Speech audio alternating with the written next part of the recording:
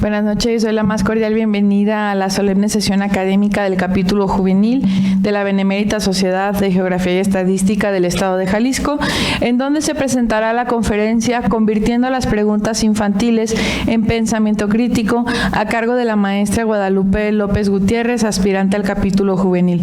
Cedo el uso de la voz a la maestra Jessica Martín Navarro, secretaria técnica del capítulo juvenil, para que conduzca la sesión. Muy buenas noches. Pues bueno, el día de hoy contamos con la presencia en esta solemne sesión académica del geógrafo Carlos Alberto Zaraco Álvarez. Él es el asesor del capítulo juvenil. Hace un momento la de la voz, la maestra Cristina Patricia Carrasco Acosta, coordinadora del capítulo juvenil, y una servidora, la maestra Jessica Mariana Martín Navarro, secretaria técnica de este capítulo. Pues bueno, les platicamos un poquito más. La maestra Guadalupe López Gutiérrez es una destacada profesional de la educación, comprometida con la excelencia académica y la innovación pedagógica. Ella es licenciada en Educación Primaria por la Benemérita y Centenaria Escuela Normal de Jalisco, institución donde cimentó su vocación como docente. Cuenta con una sólida trayectoria de 7 años de experiencia frente al grupo en la Escuela Urbana número 49 Lucio Blanco, donde ha desarrollado estrategias didácticas enfocadas en el fortalecimiento del aprendizaje significativo. Su formación se complementa con una maestría en psicopedagogía por el Instituto de Estudios Universitarios de Puebla, especialidad que le permite abordar el proceso educativo desde una visión integral, atendiendo a las necesidades cognitivas y emocionales de sus estudiantes. Actualmente, la maestra continúa su formación académica como doctorante en Educación de Innovación en la Universidad Valles Virtual, donde se dedica a la investigación y el desarrollo de nuevas metodologías que transforman la práctica docente. Así pues, su perfil destaca por la combinación de una base teórica rigurosa con una vasta experiencia práctica en el aula, orientada siempre a la mejora continua del sistema educativo y al desarrollo del potencial humano. Sin más, les pido un aplauso para la maestra Guadalupe López Gutiérrez.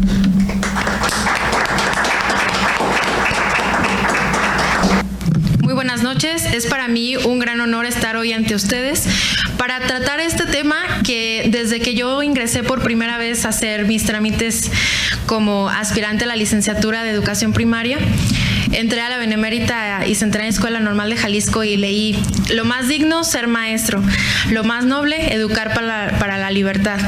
Y entonces ese lema se ha convertido en una ley prácticamente personal en mi quehacer docente, y lo que vengo a hablarles el día de hoy está relacionado a este tránsito del asombro a la razón, que muchas veces creemos que el niño pregunta por inquieto o quizá porque no tenga otra manera de comunicarse con el padre de familia o con cualquier cuidador o docente.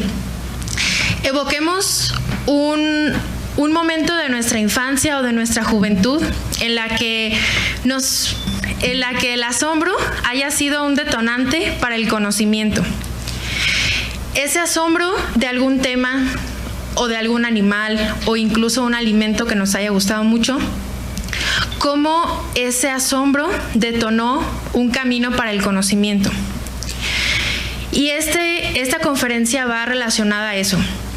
Como docentes, padres de familia o cualquier otro profesional que esté a cargo de niños, tenemos este deber moral y también pues epistemológico relacionado al conocimiento, de propiciar que los alumnos tengan este desarrollo del conocimiento mediante el asombro.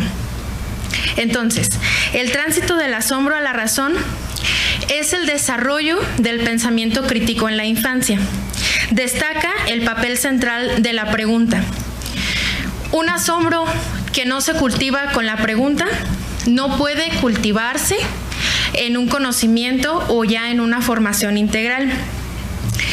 Les voy a hablar sobre algunas referencias teóricas de Aristóteles, de Freire, de Piaget, de Vygotsky, de Littmann y otros autores contemporáneos que sostienen que la pregunta infantil es una construcción del conocimiento y no solo una etapa preliminar, sino una estructura protocrítica que debe ser cultivada pedagógicamente.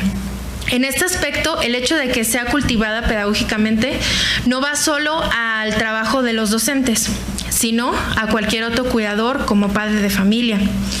Asimismo, se argumenta que el desarrollo del pensamiento crítico depende de las condiciones fundamentales, como la escucha y el respeto a la voz infantil, entendidas no solamente como principios éticos, sino como condiciones epistemológicas.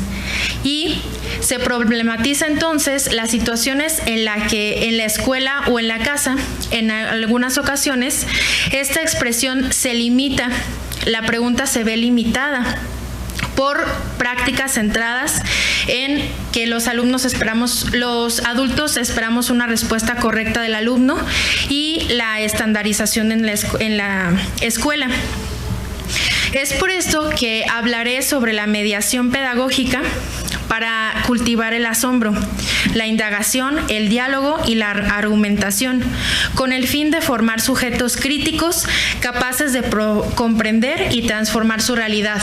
¿Esto para qué? Para que el alumno, mediante el pensamiento crítico, logre problematizar su realidad, para así paulatinamente convertirse en un ciudadano crítico que pueda lograr un cambio social que tanto se requiere. Durante esta conferencia, el pensamiento crítico será una palabra constante. Entendámosla como esa capacidad de problematizar para resolver. El asombro como el inicio del conocimiento mediante la pregunta. También hablaremos mucho de la pregunta. La infancia como esta etapa crucial en la que todos, niños, adultos, todo nuestro conocimiento empieza en la infancia. ¿Empieza o no? Muchas veces nos llegan alumnos que solamente los escuchamos una vez o dos veces al día y es para pedirnos ir al baño. Entonces eso quiere decir que probablemente en casa esta voz se ve silenciada, pero al ratito hablaremos un poco más al respecto. También la mediación pedagógica relacionada a la escucha, a la educación crítica. Les hablaré del aprendizaje significativo para un desarrollo cognitivo. Vamos a comenzar este diálogo evocando una escena de un salón de clases que pudo haber ocurrido hace 10, 15 años, hace un rato, en nuestro país o en otro. En un salón de clases, un grupo de niños observa atentamente lo que ocurre frente a ellos. La maestra explica, escribe en el pizarrón y señala aquello que debe aprenderse. Los estudiantes repiten, copian y memorizan, construyendo así una idea de conocimiento que se presenta como incuestionable. Para muchos, este es el mundo tal y como es, aquello que se muestra y se acepta sin mediación crítica. Sin embargo, uno de los niños inquieto levanta la mano y formula lo siguiente: ¿por qué tiene que ser así? ¿Y si no es de esta manera? En este instante se produce una ruptura silenciosa pero profunda, donde la certeza se vuelve duda y la repetición se transforma en búsqueda. Este niño, sin saberlo, ha comenzado a salir de su caverna. Esta escena remite, si bien en clave pedagógica, al mito de la caverna de Platón, donde los prisioneros confunden las sombras con la realidad, hasta que uno de ellos logra liberarse y descubrir una verdad más amplia. En la educación, esto puede comprenderse como un proceso de tránsito de la aceptación pasiva a la construcción crítica del conocimiento. No obstante, a diferencia del relato platónico, en el aula, este tránsito no ocurre de manera espontánea ni individual. Cada proceso y cada alumno tiene su proceso de aprendizaje y hay momentos en los que este aprendizaje es colectivo. Depende mucho entonces de las condiciones pedagógicas que permitan cuestionar lo que ya está dado. Si nosotros como padres de familia no llegamos a propiciar en casa la participación del niño en asuntos familiares o no lo dejamos elegir algo en casa, no le damos voz en casa, es poco probable que el niño en el aula se desenvuelva con un papel activo. Y eso conlleva entonces a que muy probablemente cuando sea ciudadano, sea un ciudadano pasivo que no logre identificar o problematizar para transformar su realidad. En este sentido, la pregunta se convierte en el primer acto de liberación intelectual. Algunos autores mencionan, a propósito del Día del Libro, que aprender a leer es el primer acto de liberación de una persona. Yo les comparto que ahora no solamente la importancia aquí es enseñar a leer a los niños, sino el aprender, el enseñarlos a preguntar bien, a preguntar y problematizar desde que aprenden a hablar. Desde esta perspectiva, el acto de preguntar se vuelve importante y no trivial. ¿Por qué? Porque es parte importante del desarrollo del pensamiento.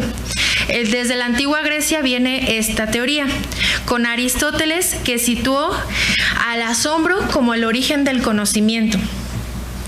Esta idea se ve profundizada en 1970 con Paulo Freire, quien abordó que al ampliar esta idea del asombro, ahora ya lo concibe como la pregunta, que es un acto de conciencia crítica. Entonces nosotros, si nos trasladamos a estos dos contextos históricos muy diferentes y parecidos a la vez en relación al surgimiento de la educación y de la innovación de la misma, podemos entender que en un primer momento en la antigua Grecia se entendía que el asombro es el inicio del pensamiento y del conocimiento. Pero Freire le da ya esta implicación ética. ¿Para qué? Para que la pregunta y el asombro se vuelvan un acto de conciencia crítica. No solamente es preguntar o asombrarse, sino tener esta conciencia de problematizar la realidad. En diálogo entonces con ambos autores, se afirma que la pregunta no solo permite comprender el mundo, sino también transformarlo. Implica abandonar la seguridad de las respuestas dadas para adentrarse a la complejidad del pensamiento, lo cual constituye el núcleo del pensamiento crítico. Sin embargo, este proceso no depende únicamente de la capacidad individual del niño, sino de las condiciones en las que su voz es recibida.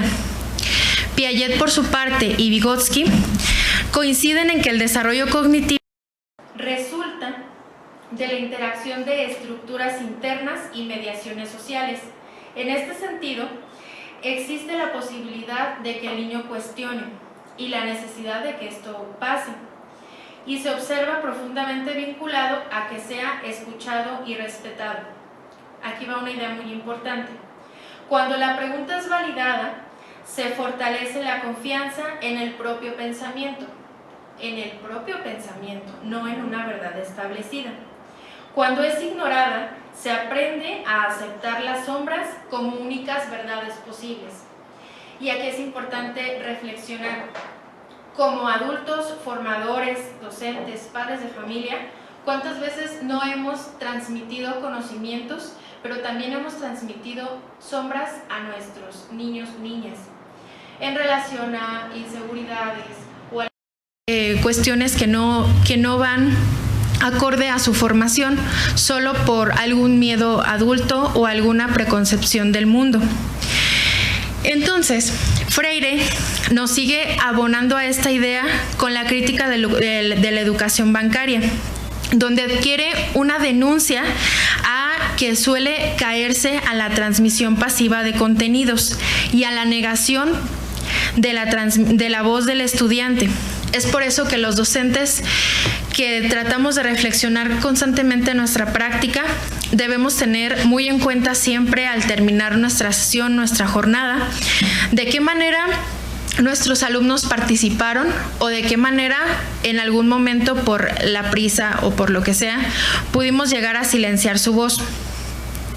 Entonces, la experiencia se define como el eje del aprendizaje. Se afirma que la educación debe generar condiciones para cuestionar, explorar y reconstruir la realidad. Por ello, esta conferencia tiene como eje principal esta reflexión de que las preguntas infantiles no deben ser superadas, sino cultivadas. ¿A qué me refiero con esto? Que muchas veces un niño nos llega con una pregunta que de repente nos saca de contexto y podemos decirle, ay, ¿qué estás pensando? Ponte a hacer esta otra cosa, o déjame pensar y luego te digo, y jamás se la contestamos. Entonces, al momento de invitarlos a que no sean superadas, sino cultivadas, me refiero a que cada asombro tiene un origen muy genuino en el pensamiento, y que si podemos aprovechar técnicas pedagógicas, la mayéutica, que podemos decir que ya es pues muy antigua, Sócrates eso hacía. Tras una pregunta o tras al asombro de él o de alguien más, comenzar a preguntar y generar los conocimientos, y eso se genera un conocimiento genuino y pues que puede ser ya cultivado como una característica del ser humano de cuestionar. Entonces se vuelve un proceso posible en contextos donde la infancia es reconocida como sujeto de conocimiento. En la antigüedad se entendía que los niños en otros contextos, ¿no?, ni siquiera tenían alma o pensamiento, o que eran adultos chiquitos en desarrollo, y paulatinamente se fue poco a poco brindando a la pedagogía estos avances donde ya se comprende al alumno como un ser pensante que tiene que ser obviamente cultivado, ese raciocinio para su mejora. El tránsito a la razón del asombro no puede comprenderse únicamente como un proceso cognitivo-pedagógico, sino también como un derecho fundamental de la infancia. Y aquí nos vamos un poco al ámbito jurídico. En la UNICEF y la Convención de los Derechos del Niño se establece que las niñas y los niños son sujetos de derecho, entre los cuales destacan el derecho a la educación, a la participación, la libertad de expresión y a ser escuchados en todos los asuntos que les afecten. Esto en los artículos principalmente 12 y 13. Desde esta perspectiva, la posibilidad de formular preguntas, expresar dudas y participar activamente en el aula no solamente es un deber pedagógico, sino también ya una exigencia ética y jurídica. El acto de preguntar, por lo tanto, es definido como el origen del pensamiento crítico. Se vincula directamente con el derecho a la voz. Negar la pregunta implica, por lo tanto, una forma de vulneración simbólica de los derechos del niño, al limitar la participación como sujeto en la sociedad. Es por eso que caemos nuevamente a la reflexión de Freire de esta denuncia de una práctica educativa de opresión, cuando se afirma que el silenciamiento a la infancia no solo prohíbe el pensamiento crítico, sino que contradice los principios fundamentales de la educación. Entonces, esto puede generar que después una sociedad no cuestione ni formule mejoras para la misma. La escuela y la sociedad debe garantizar espacios donde la pregunta sea valorada. Implica reconocer al niño como un receptor, no como un receptor pasivo, sino como un agente activo en la construcción del conocimiento. Si nos vamos al enfoque del desarrollo de los niños, que es ampliamente estudiado desde la psicopedagogía, nos encontramos de nuevo a Piaget y Vygotsky, quienes coinciden en que el pensamiento va evolucionando desde formas intuitivas, y estas formas intuitivas se hacen después unas estructuras lógicas de pensamiento complejo.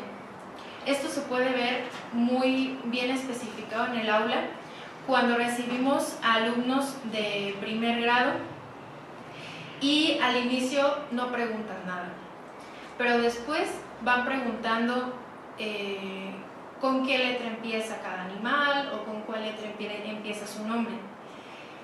Y para finalizar primer grado ya empiezan a problematizar. Si antes me preguntaban con qué letra empieza jirafa, ahora me preguntan qué otros animales viven con la jirafa, qué come la jirafa, en qué país está la jirafa o por qué no puedo tener una jirafa de mascota. Esto es el claro ejemplo de que la pregunta va evolucionando hacia una estructura lógica más compleja. Este tránsito entonces permite la conceptualización, le va ayudando al alumno a tener conceptos claros de lo que va haciendo el mundo. Depende nuevamente de condiciones sociales, culturales y educativas.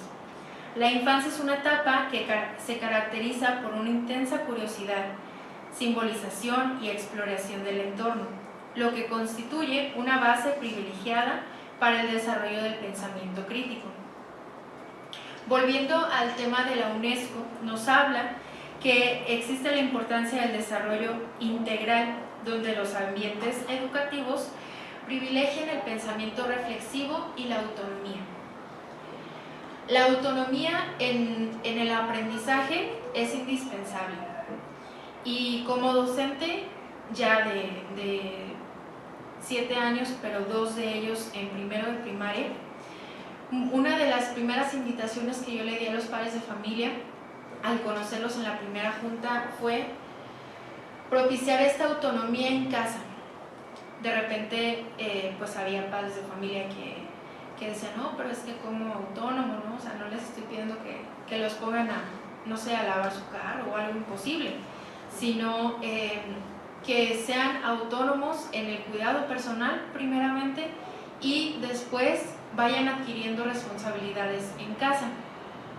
Y eso se vio ya al transcurso de los meses, cuando yo me los volví a encontrar en la rendición de cuentas trimestral. Les comentaba cómo les fue en este desarrollo de habilidades o de rutinas básicas, porque esa era su tarea. Entonces ya comenzaban a decirme, no, bien maestra. Otro niño, no, pues es que jamás me trajo la escoba que yo le pedía, ¿no? Esa era su manera de hacerlos autónomos, que les dice libertad a cada familia. Ya después, en las entrevistas individuales después de la junta, les comentaba, por ejemplo, ese caso de la escoba. Ah, bien señora, yo tengo ese mismo problema aquí en casa, en la escuela. A usted no sigue con usted las instrucciones, y a mí tampoco. Entonces ya la hacía consciente yo a la señora con un ejemplo claro que ella ya vivió de algunas problemáticas que como docentes llegamos a tener. El hecho de que los niños a veces están ensimismados o con poca motivación, pero ese problema tiene su origen principalmente en las rutinas en casa. Ya después, segundo, tercero de primaria, ya podemos diagnosticar si existe alguna necesidad educativa para atenderse, pero yo los invito de primer momento a reflexionar qué estamos haciendo como padres de familia o como maestros, para después ya tomar una decisión pues a mayor, de ya empezar a etiquetar, no, pues tiene tal déficit. Yo les digo primero qué estamos haciendo, cómo estamos cultivando ese pensamiento, y luego ya nos vamos al otro apartado. Entonces, para los docentes es muy importante que esta curiosidad no sea reprimida. ¿Por qué? Porque la pregunta es una expresión legítima de el papel que el niño tiene en el mundo. Un niño que uno pregunta, que no tiene vocabulario, indica que no lo estamos incluyendo en nuestro mundo. Entonces él está como participante nada más, viendo lo que puede ver, comprende lo que puede comprender, porque papá, mamá no se acerca a preguntarme nada. Entonces esa es la invitación, que esta curiosidad no sea reprimida, sino acompañada. El desarrollo del pensamiento crítico se convierte en un proceso inseparable, con el respeto de los derechos de la infancia. La creatividad y la capacidad de cuestionar, argumentar y reflexionar se fortalece en contextos donde existe una seguridad emocional, reconocimiento y oportunidades de interacción significativa. Muchas veces en casa o en la escuela, los niños y las niñas se desenvuelven más con cierto cuidador, cierto familiar, cierto maestro. Y es aquí, en esta reflexión, donde podemos tener como que la respuesta, si no mágica, pero con una probabilidad más amplia. Es que con el cuidador con el que preguntan más, o con el cuidador con el que dialogan más, es porque sienten que su voz es reconocida, tienen mayor interacción y sobre todo donde se sienten sujetos pensantes y no sujetos que nada más existen por existir. Ya estás chiquito, cuando estés grande vas a comprender. En consecuencia, este ejercicio de derecho en la infancia no solo tiene un valor ético, sino también una función cognitiva. Sin reconocimiento no hay desarrollo pleno del pensamiento. Por lo tanto, el tránsito del asombro a la razón debe entenderse como un proceso que articula el desarrollo cognitivo y el ejercicio de derechos. La escuela y la casa, como espacios sociales, tienen la responsabilidad de garantizar ambos. ¿Cuáles? El desarrollo cognitivo y el desarrollo de derechos. Y solo así será posible formar sujetos capaces no solo de comprender el mundo, sino de cuestionarlo y transformarlo desde una postura crítica, autónoma y participativa. La experiencia es una base importante para el aprendizaje, pero se vuelve compleja cuando comenzamos a estudiar sus dimensiones, como la dimensión afectiva y cognitiva. El conocimiento está relacionado a las emociones, pero también al pensamiento. Platón y Aristóteles coinciden en que el asombro inaugura la actividad filosófica. En este momento vamos a dar un salto de solamente comprender mediante la pregunta a comenzar a filosofar desde la pregunta en la infancia. Y es posible, porque mediante la precisión de estas preguntas y una guía acompañada también desde la psicología genética, Piaget nos dice que el aprendizaje surge cuando esquemas previos resultan insuficientes para comprender la nueva experiencia. Entonces, la psicología genética, la filosofía de la educación y la actividad filosófica en la infancia se entrelazan para formar este maravilloso equipo de coayudantes en la educación. ¿Por qué? Porque un niño que pregunta es un filósofo en potencia.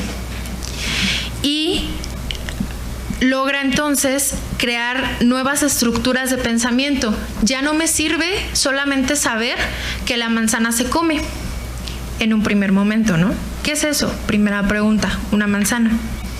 ¿Para qué sirve? Ya es la segunda, ¿no? Pues te la comes. Si yo nada más contesto, ¿qué es eso? Cómetela, pauso el conocimiento mediante las preguntas.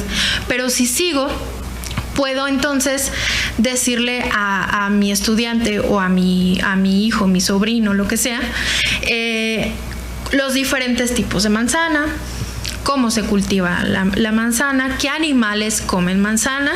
Entonces, depende de la curiosidad del niño el decirme, no, pues ya no quiero saber de manzanas, ahora quiero saber de los caballos. Entonces, ya que estemos dialogando de los caballos, luego sale otra cosa y me diga, no, ¿sabes qué? Ya quiero aprender de otra cosa. Y todo surgió desde una manzana. Y comenzamos a tener este tránsito que Matthew Lipman, en su actividad filosófica infantil, genera este proceso de ir apoyando al niño a comprender muchísimas más preguntas de una sola pregunta. Entonces, desde la experiencia de Ausubel, nos dice que el aprendizaje significativo ocurre cuando la nueva información se integra de manera sustantiva con los conocimientos previos, lo que implica una disposición activa que suele activarse a través del asombro. Vuelve a surgir el asombro. Entonces, para estos autores como Ausubel y Piaget desde la psicología genética, el conocimiento es como construir una barda. Si a los 2 años el niño ya tiene construida cierta altura de la barda, su mismo conocimiento, su misma curiosidad y su misma necesidad de aprender va a pedirte más ladrillos o va a ir construyéndolos él mismo para formar esta barda o toda una casa o un edificio o un castillo, según le dé su acompañamiento a lo largo de la vida. Entonces, no dejemos que nuestros niños, ya sean nuestros alumnos o nuestros hijos, parientes, familiares, tengan solamente a los 20, 30 años un escaloncito, sino que hay que apoyarlos, como Ausbel nos comenta, con esta activación del asombro y construcción del aprendizaje a partir del diálogo, que es la principal materia de conocimiento humano. Vygotsky nos dice que el desarrollo cognitivo no puede entenderse como una mediación, sino como un asombro reconocido y acompañado. El asombro, entonces, propicia procesos de razonamiento que permiten integrar lo nuevo a lo ya conocido, lo cual, entonces, es la construcción del significado. Así, el asombro no es una emoción aislada. No solamente es, me asombré porque me gustó este animal y ya le paro. No, si sigo cultivando puedo aprender mucho más. ¿Cuántas veces un interés de infancia no nos llevó a alguna fijación? Y después esa fijación con los años la fuimos comprendiendo y decir, es que ¿sabes qué? Esto se conecta y se conecta y se conecta y se conecta y así se hace un mundo que cuando tú estás ya en el aula comprendes lo que el maestro está diciendo porque en la infancia ya tuviste cierto referente literario, histórico, geográfico, lo que sea. ¿Por qué? Porque tu interés se volvió una catapulta para aprender ciertas cosas. Y es por eso que el asombro es base cultivado para la elección de una profesión. Aunque el niño la cambie cada año, cada que venga un nuevo interés, ¿no? Pero si nosotros tenemos este interés por inculcar las condiciones naturales del acto filosófico en los niños, como la admiración, la curiosidad, podemos crear palancas y peldaños para un desarrollo profesional significativo. Entonces, el clima de aceptación para el aprendizaje significativo depende de la validación del entorno. Escuchar a un niño implica reconocer su experiencia como legítima, lo que permite que el asombro evolucione hacia procesos de pensamiento más estructurados. La pregunta infantil, por lo tanto, constituye estructuras que reflejan procesos complejos de pensamiento y un pensamiento en desarrollo. El lenguaje organiza el pensamiento. Formular preguntas implica que ya hay una forma cognitiva estructurada y compleja. Cuando Freire afirma que la enseñanza es indispensable y que sin pregunta no hay enseñanza, radica entonces en que cuestionar permite al sujeto suponerse críticamente frente a la realidad. La pregunta no solamente busca respuestas, sino que abre posibilidades de reinterpretación del mundo. Matthew Lipman, en su filosofía para niños, nos invita a desarrollar un pensamiento filosófico con la oportunidad de dialogar en condiciones de igualdad. Esto implica reconocer al niño como un interlocutor válido, lo cual se vincula directamente con la necesidad de escuchar y respetar su voz. Cuando surge una pregunta espontánea, permite principalmente a los docentes comprender cuáles son los procesos cognitivos en el que se encuentra el alumno. Si nada más vemos que observa, bueno, ese es un proceso cognitivo en el que está, un peldaño en el que está. Pero si su pregunta espontánea me indica ya un proceso de reflexión o inclusive de autocrítica o de crítica, estoy pensando entonces que desde una observación, una evaluación de la observación, como docente comprendo que ese niño ya se encuentra en un proceso cognitivo complejo y en desarrollo.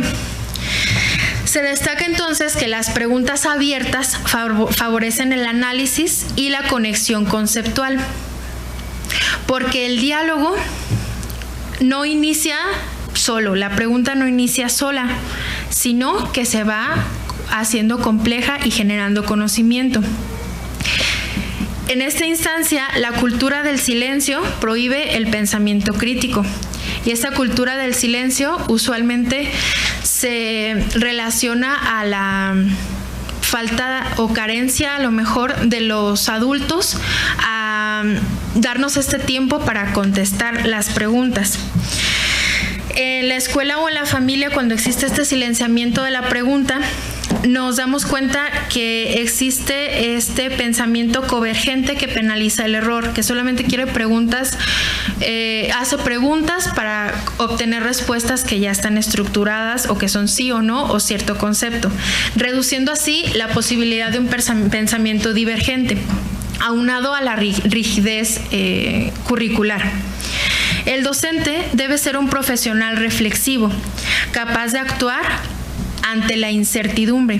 Sin embargo, esta competencia no siempre se desarrolla, lo que conduce a prácticas que privilegian respuestas inmediatas sobre procesos de indagación. Esto, por lo tanto, hace una ruptura de la experiencia como base del aprendizaje. Cuando un niño percibe que su voz no es valorada, internaliza una lógica de dependencia que limita su autonomía intelectual. El asombro requiere mediación pedagógica que oriente la curiosidad hacia procesos estructurados.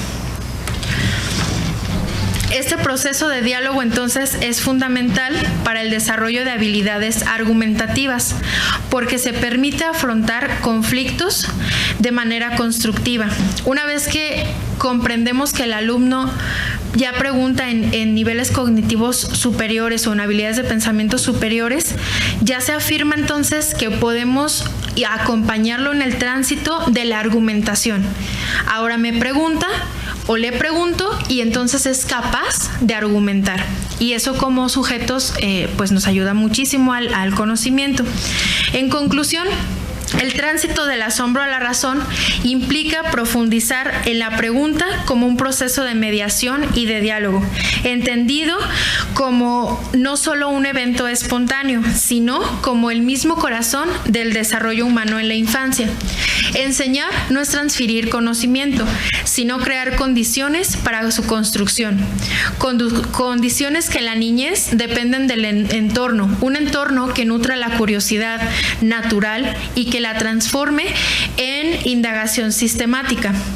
El aprendizaje se consolida como un proceso interactivo y significativo, donde el niño no solo recibe información, sino que la reconstruye en una experiencia personal. Esta etapa, la infancia, es crítica porque se asientan las bases de una estructura cognitiva y emocional para el ejercicio pleno de la existencia, donde el pensamiento empieza a darle sentido al mundo. Y si le da sentido al mundo, le da sentido a la misma identidad del niño o la niña. Este proceso es pleno y es posible cuando se garantiza la escucha activa. Sin voz no hay pregunta y sin pregunta no hay pensamiento crítico y mucho menos la posibilidad de que el niño se reconozca como un sujeto importante. El desarrollo integral de esta etapa requiere que el asombro sea protegido y no sofocado por respuestas prefabricadas. Educar en la niñez es enseñar a preguntar mejor, para formar sujetos críticos, autónomos y sensibles, capaces de habitar la realidad para eventualmente transformarla. Es aquí donde educar se vuelve un acto revolucionario, porque revoluciona la manera de educar y la manera en la que mediante estas prácticas pedagógicas se puede revolucionar y destacar la educación como una catapulta social para su mejora. Muchas gracias por su atención. Daremos un breve espacio para preguntas y comentarios, por favor, por si alguien quiere preguntarle o profundizar en algo de este tema con la maestra Guadalupe. Gracias. Buenas noches. En principio felicito la presentación muy puntual, impecable y con conceptos muy claros sobre la pedagogía de la educación que nos ha presentado. Me gustaría dejar un par de reflexiones y hacerle una pregunta final muy breve. Una de ellas es en la ruta de la neurociencia cognitiva, casi siempre se enlaza también el pensamiento reflexivo junto con el pensamiento crítico, porque se considera que eso es un binomio que puede contribuir a que la parte crítica pues no solo se quede como en una parte como contestataria, sino que pueda ser como reflexionada a través de una crítica que pueda construir. Ya usted nos informará más adelante de los avances de sus estudios y que nos pueda seguir ilustrando sobre este tema. Y el otro punto que aplica muy bien a lo que nos ha comentado es la importancia de la emoción dentro de la cognición como ruta de aprendizaje, que es lo que es el relevo emocional. Y cierro mi comentario con una reflexión, el caso de Martin Luther King, un líder que postuló muchos de los derechos de la comunidad afroamericana, y recuerdo que curiosamente pues él no empezaba su discurso con proponer un código civil o para los derechos de las minorías. Él empezaba casi siempre su discurso con una reflexión emotiva que decía: yo tengo un sueño, con una pregunta, y eso da reflexión muy puntual a lo que usted nos ha comentado hoy. La pregunta final es: en el escenario del desarrollo de la tecnología que hoy tenemos con Internet y con dispositivos, ¿cuál considera que pudiera ser una estrategia para no perder esa postura crítica en los niños, en los jóvenes que están en este proceso educativo? Esa es mi reflexión y la felicito de nuevo por su intervención. Muchas gracias por su comentario. Y bueno, evocando a la educación, la pedagogía humanista, creo que debemos rescatarla en este sentido, de rescatar la parte humana de la inteligencia artificial. ¿A qué va con esto? La inteligencia artificial se alimenta del conocimiento que le brindamos como banco de información los seres humanos. Entonces, al momento de utilizarla a nivel primaria, secundaria, universidad, posgrados, la intención aquí del comentario en relación a la pedagogía humanista sería el intencionar en los alumnos el hecho de cuestionar a la IA. El hecho de, ok, dame, no sé, explícame el sistema solar. No, pues te va a dar muchísima información, ¿no? Entonces, como pauta docente sería, busca en tu tarea, pregúntale a la IA, dame 5 preguntas que le vas a hacer a la IA.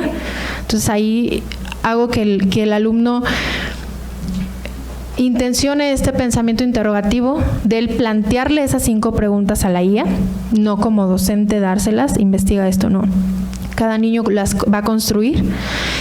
Y después de eso, seguirle haciendo preguntas en cadena. ¿Qué haría Sócrates ante la IA?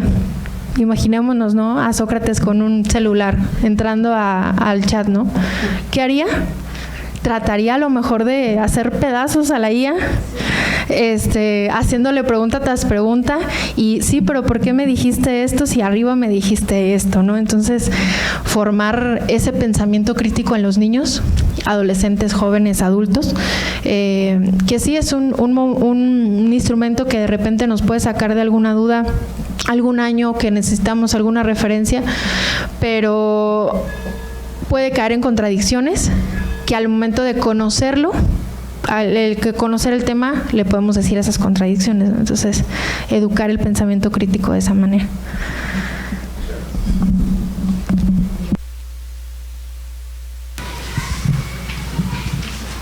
Hola. Me encantó la conferencia, primero que nada. Y bueno, se habla mucho del papel del maestro y de los cuidadores, pero habemos adultos que convivimos con niños porque también somos tíos, somos primos y demás. Entonces ahí yo me pregunto como ¿qué podríamos hacer quienes convivimos con niños, aunque no seamos sus cuidadores principales, pero para seguirlos motivando, ¿no?, a tener este pensamiento crítico? Y a lo mejor no tanto que sea como que estamos interfiriendo con la educación de los papás, pero sí estar ahí, pues a lo mejor monitoreando y promoviendo un buen pensamiento un poquito rebelde en los niños. Sí, muy bien. Bueno, eso que comentas sobre no interferir, a lo mejor puede ser una manera muy muy sutil de a lo mejor conocer en una plática o algo tus intereses, ¿no? No, pues es un niño que está muy clavado con los dinosaurios. Pues cada vez que lo veas, trata de llevarle, no sé, algún libro o algún material que lo eduque respecto a eso, sobre diversas culturas o sobre cierto personaje en el que todos hemos tenido a lo largo de nuestras etapas de la vida alguna fijación histórica o personajes. Entonces, la literatura sería, yo creo que un culmen en eso de ser el tío que regala libros. Libros intencionados a sus intereses, que en un diálogo, como lo comenté hace rato, si el niño no tiene claro sus intereses, tú sí lo vas a saber. Entonces, mediante el diálogo vas a decir, ¿sabes qué?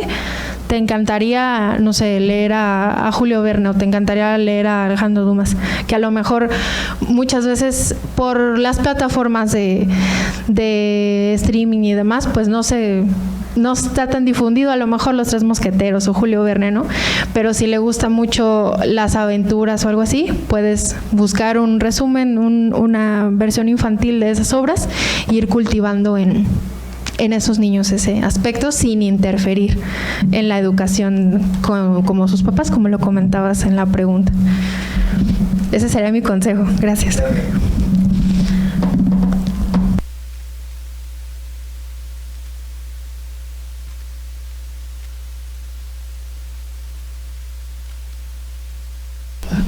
Sí. Primero, muchas felicidades. 2 preguntas concretas. Primero, ¿qué opinas de la prohibición del uso de dispositivos móviles y de celulares en la educación primaria y secundaria que más o menos se está proponiendo en la Cámara de Diputadas y Diputados y en la Secretaría de Educación Pública a nivel federal? Y segundo, yo dediqué gran parte de mi vida a hacer debate y uno de los principales cuestionamientos de la comunidad de padres y madres de familia era: ¿no se va a hacer más rebelde? ¿No me va a contestar? ¿No me va a cuestionar todo? O sea, ¿cómo mediamos? Porque yo estoy 100% de acuerdo con el pensamiento crítico, con el desarrollo de habilidades blandas. Eso me cambió la vida a mí y a muchas personas de mi entorno inmediato, pero ¿cómo hacemos para mediar la forma en la que comunicamos esto a las madres y a los padres de familia que tal vez no están listos para escuchar que el hecho de cuestionar no necesariamente es contestar, ¿no? O el hecho de cuestionar no necesariamente es rebeldía mal encausada, sino la posibilidad de entender el mundo y de incluso generar una idea propia del mismo. Muchas gracias. Considero que la prohibición de los aparatos digitales es una contradicción al mundo actual y me remito a la respuesta que di al inicio. Si pedimos un pensamiento crítico pero prohibimos el uso de dispositivos en clase, estamos cayendo en esa contradicción. Entonces, más bien es usarlos en clase para que los niños entiendan cuál es el propósito sin caer en que sea a lo mejor un medio de información falsa o de información fácil sin investigar. Entonces, sí estoy a favor de que se utilicen los dispositivos en la escuela como un instrumento que acompañe el quehacer pedagógico y que seamos nosotros quienes con las familias les demos ese camino de cómo usarlos responsable y éticamente. Aunque sean niños, pueden comprender qué es la ética, qué es lo bueno y lo malo. Entonces, pues no sé si quedó contestada la primera pregunta. Y en relación a la segunda, si un padre de familia considera rebeldía el preguntar o el cuestionar, primero tendríamos que ver cuál es el entorno en el que está la familia. Entonces, si la familia estamos bajo, ahora sí que volviendo a Platón, ¿no? Si es una caverna esta familia donde no se pregunta, no te doy voz, entonces no te doy voz porque yo tengo miedos como adulto, porque a mí no me formaron así, ¿no? Y es lógico. Pero entonces es primeramente invitar al padre de familia a salir de esa esfera de no querer que me pregunten y ver cuándo me pausaron a mí este asombro y se quedó ese bloqueo en mí, ¿no? Desde la psicología. Y invitarlo a que se forme de manera activa y constante.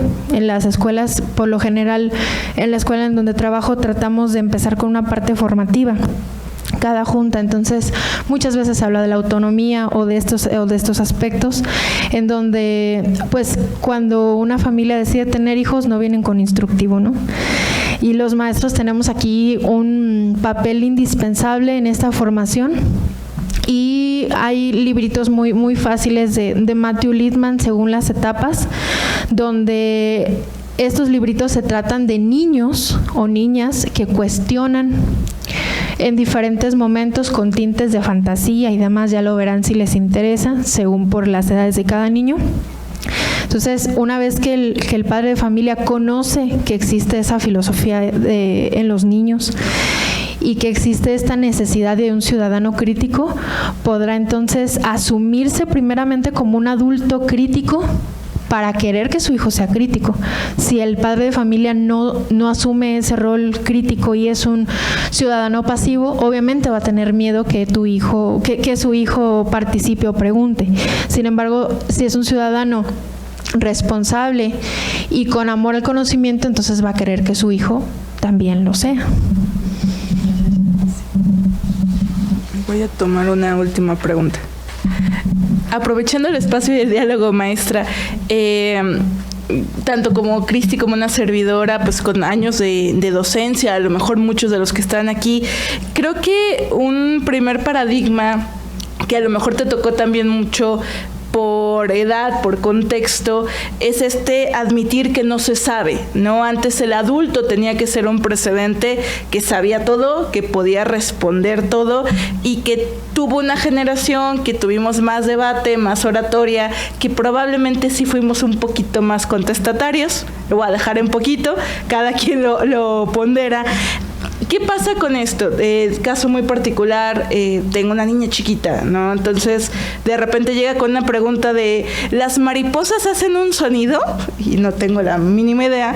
Entonces, creo que se vale mucho decir, no lo sé, pero vamos a buscarlo juntos. Sin embargo, creo que a veces como papás o como adultos en una sociedad que es adultocentrista, no estamos impuestos a poder contestar yo no lo sé y lo voy a aprender junto contigo o lo vamos a buscar acá. Entonces, ¿cómo tomo este rol de decir yo tampoco sé?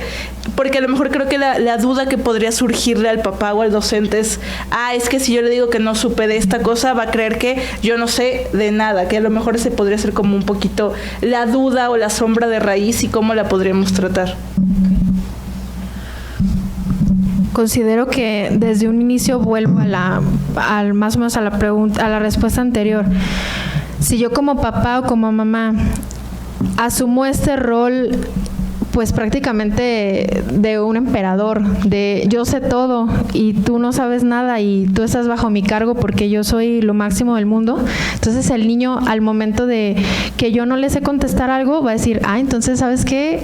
Le voy a ir quitando piedritas a tu corona porque no eres la máxima figura, ¿no? Pero si desde un inicio vamos siendo un acompañante, sí, con límites y con educación, pero acompañando el aprendizaje, si ellos ven que nosotros como adultos nos cultivamos y nos ven de repente que somos padres lectores, si nos ven que estamos pues en constante capacitación, ¿no?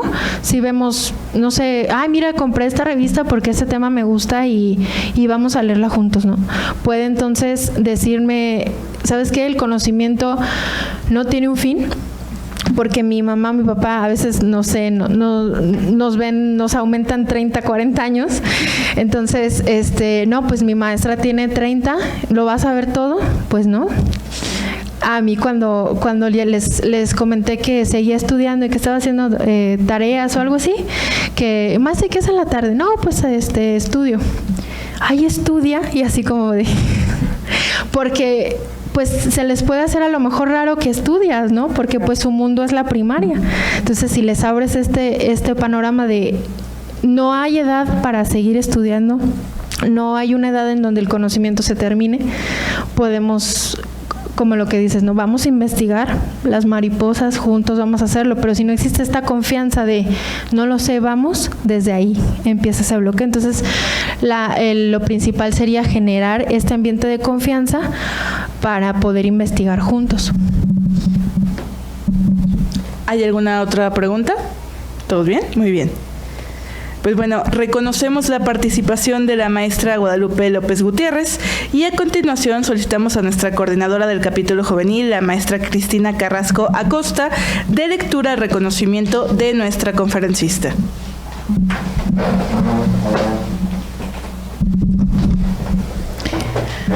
La Benemérita Sociedad de Geografía y Estadística del Estado de Jalisco, AC, institución científica y cultural instalada el 27 de septiembre de 1864, otorga el presente reconocimiento a la maestra Guadalupe López Gutiérrez por su participación como ponente en las actividades organizadas por esta institución con la conferencia Convirtiendo las preguntas infantiles en pensamiento crítico, cumpliendo así con el compromiso de presentar un trabajo anual y el objetivo fundamental de esta benemérita institución, que desde su fundación ha sido el estudio y la divulgación de la ciencia y la cultura. Guadalajara, Jalisco, 23 de abril de 2026. Firman el geógrafo Carlos Alberto Zaraco Álvarez, asesor del capítulo juvenil, la maestra Jessica María Martín Navarro, secretaria técnica del capítulo, y la de la voz, maestra Cristina Patricia Carrasco Acosta, coordinadora del capítulo juvenil. Un aplauso, por favor, y muchas felicidades. Felicidades.